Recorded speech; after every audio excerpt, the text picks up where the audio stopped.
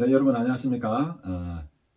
선거 기간이지만 법률 고충에 대한 좀 자문이 들어와서 제가 해드린다고 해서 약속을 했기 때문에 제가 최선을 다해서 해드리겠습니다. 그리고 제가 모르는 부분은요, 제가 공부했던 이 자료들을 다 찾아서 해드리고, 그것도 안 되면 제가 뭐 또 법조인을 통해서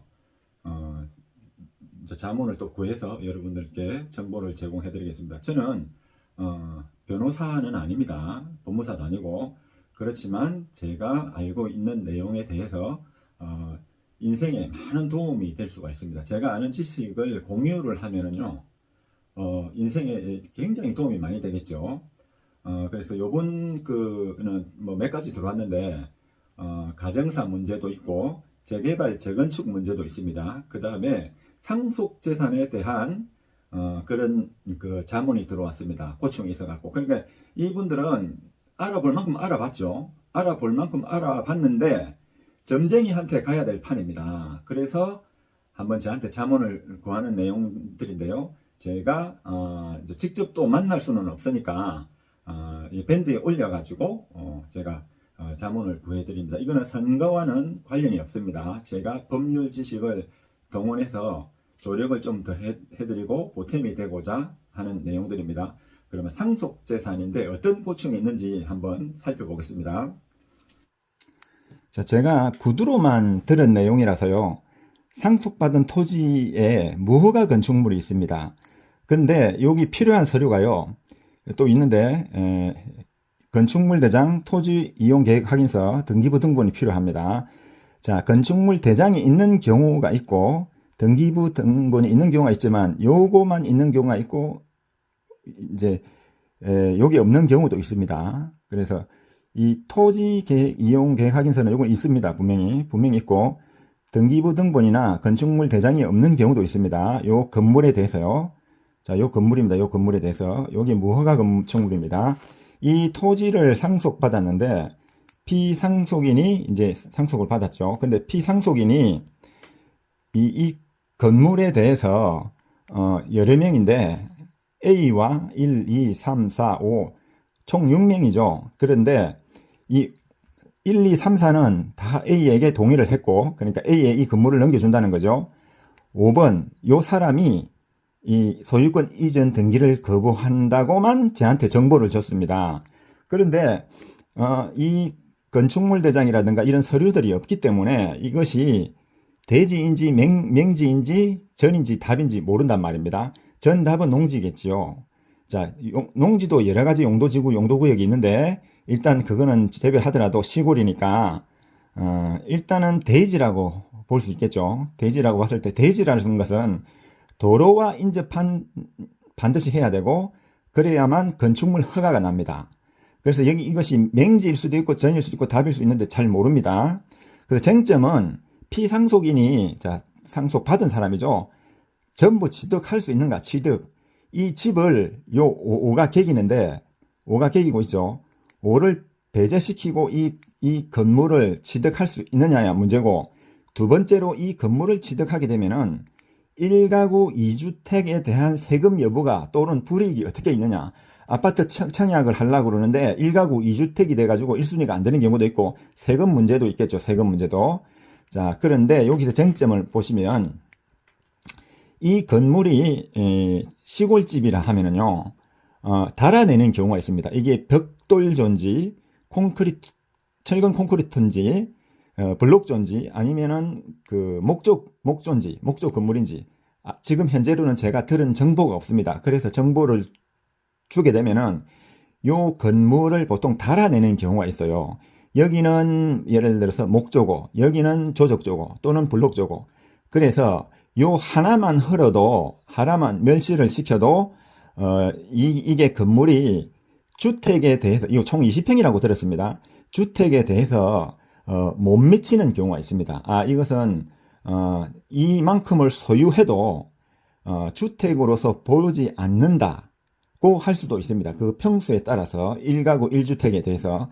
자, 그런데 이 상속으로, 피상속이 내가 상속으로 건물을 건축물을 받았잖아요. 무허가 건축물. 이거는 팔아서는 먼저 팔면 안 됩니다. 불이익이 있습니다. 그리고 먼저 팔면은 처분하는 거죠. 처분하면 불이익이 있고 반드시 세금은 납부를 해야 됩니다. 무허가 건축물이라도 이 세금은 납부해야 됩니다. 그렇게 되어 있고, 그 다음에 그러면 이걸 어떻게 하느냐? 제가 요는 본안 소송을 제가 혼자서 시행한 적이 있습니다. 제가 혼자서. 자, 그러면 요거를 철거 소송을 할 수가 있습니다. 철거 소송을. 그러면 토지와 건물에 대해서 소유가 다른 경우죠. 그런데 제가 볼 때는 이 사람들을 피상속이라고 정보 제공자가 저한테 말을 하진 않았지만 아무래도 피상속인 중에 한 사람으로 보입니다. 제가 이렇게 이 소송을 진행하고 이렇게 했을 때 봤을 때, 그러면 요 5번을 배제시키는 방법은 건물을 철거하라고 소송을 구합니다. 그리고 철거하라고 소송을 가고 이 사람을 배제시키면 돼요. 그러면 철거를 자동으로 해버립니다. 안에 물건이 있다든가 이럴 때는 비용이 많이 들어갑니다. 그래서 안에 빈집이라고 했으니까 철거 비용, 이전 비용은 이런 건 들질 않고요. 철거 비용만 들면 됩니다. 철거 비용은 철거 업체에서 의뢰해가지고 몇 군데 견적받아가서 하면은 요 시골집이라서 단층주택에다가 벽돌조 아니면 목조니까 이런 것은 비용이 그렇게 많이 들지를 않습니다. 그래서 견적을 받아보고 여러 군데 해보고 철거를 해야 되겠다. 1가구 2주택에 대해서 하면 요거는 100% 승소할 수 있습니다. 자, 그러면 제가 왜 이런 말씀을 드리냐면 철거 소송을 구하면 되냐면은 비슷한 그거를 이제 소송 내용을 보여드리겠습니다. 단 이 1가구 2주택에 해당되더라도 일부만 주택으로 용도로 보면은 일정 면적이 안 되면은 연면적 그죠? 일정한 연면적이라든가 이 면적이 안 나오면은 바닥 면적 말고 전체 면적요. 안 나오면은 주택으로 보지 않는 경우도 있습니다. 그거는 이제 상세하게 디테일한 걸 찾아봐야 되고요. 그때부터는 제가 찾아봐야 됩니다. 자, 1가구 2주택에서 불이익을 안 받을 수도 있고 받을 수도 있다는 얘기죠. 이렇게 되어 있습니다. 그러면 제가 본안 소송을 한 걸 내용을 한번 보여드리겠습니다.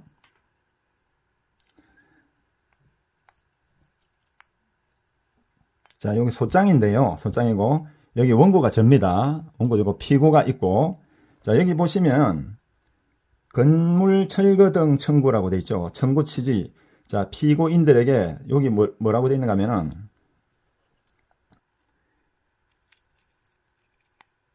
자, 피고인들에게 별지 1항목에 무허가 건물을 철거하고 별지 2항에 토지 중립을 해놨죠. 그래서 판결을 구합니다. 해놨습니다. 무허가 건물을 철거해라는 얘기죠. 같은 소송입니다. 제가 이 소송을 혼자서 진행했습니다. 그리고 여기 청구 원인 쭉 있고요. 자, 청구 원인이 쭉 이렇게 나옵니다. 청구 원인. 이걸 모자이크 처리할 거고. 자, 여기 서류에 보시면은 자, 요런 내용들이 있죠. 첨부 서류가 토지재장 이런 쭉 전자소송 협약서 쭉 있고, 자, 동부지원에서 제가 원고입니다. 제가 원고로서 이 소송을 진행한 겁니다. 소송인데요. 여기 제 이름입니다.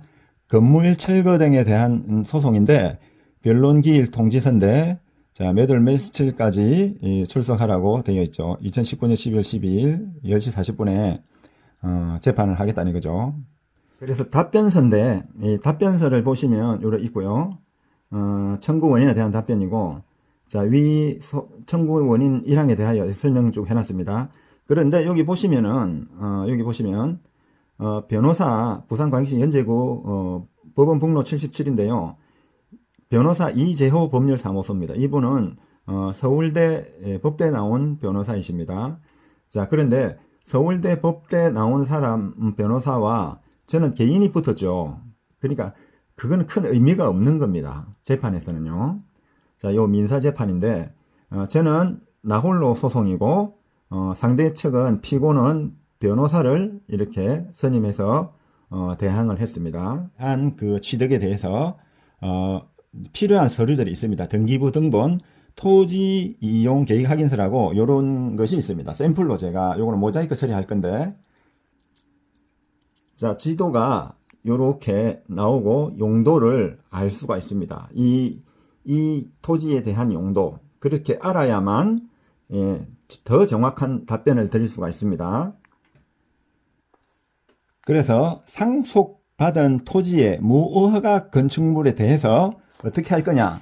자, 그러면 1차적으로 해야 될 것은 무허가 건축물을 철거를 할 수 있습니다. 이건 내 집인데 어떻게 철거해? 요 사람이 구분 소유하고 있는데, 그렇죠? 요 6명이 공동 소유자입니다, 여기서. 근데 1, 2, 3, 4는 A한테 모든 걸 넘겨준다고 동의를 했는데 5번이 동의를 안 합니다. 자, 그러면 동의를 안 하는 이유가 뭘까요? 동의를 안 하는 이유는 돈입니다. 돈을 달라는 겁니다. 자, 이렇게 우리는, 자, 법을 공부한 사람들은 유추할 수 있겠죠. 그거 말고는 아무것도 없습니다. 자, 그러면 A가 뒷심해갖고 5번한테 돈을 주고 싶지 않죠. 그러면은 건물을 철거 소송을 하고 철거를 해버려도 되고 안 해도 됩니다. 자, 안 해도 됩니다. 그건 자유입니다. 자, 이렇습니다. 그래서 이 사람을 쫓아내는 방법은 무허가 건축물인데 건축물 철거 소송을 하면 됩니다. 우리나라는 건축물, 토지와 건축물을 구분 등기는 하지만 구분 소유는 인정하지 않고 있습니다. 그래서 이것은 임차라든가 뭐 이런 특별한 사정이 없는 한 이것은 철거할 수 있고요. 상속받은 재산에 대해서 1가구 2주택, 요거는 제가 세법 담당이 아니라서 세법은 조금 더 연구해서 제가 답변을 드릴 수도 있고 직접 알아보셔도 됩니다. 직접 알아보는 방법을 제가 또 도와드리겠습니다.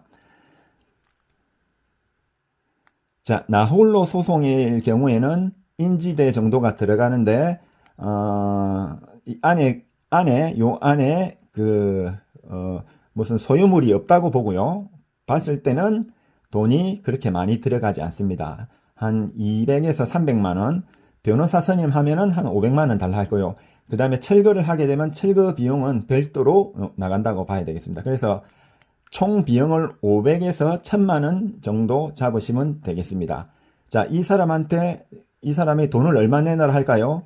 1억을 내놔라 할 수도 있고, 알바끼죠.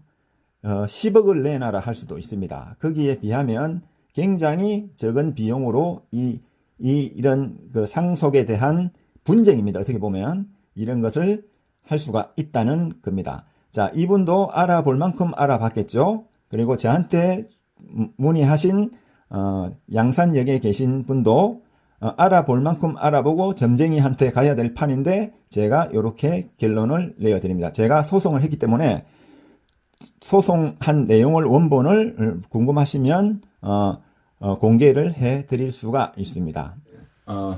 상속이라는 것은요, 상속인이 있고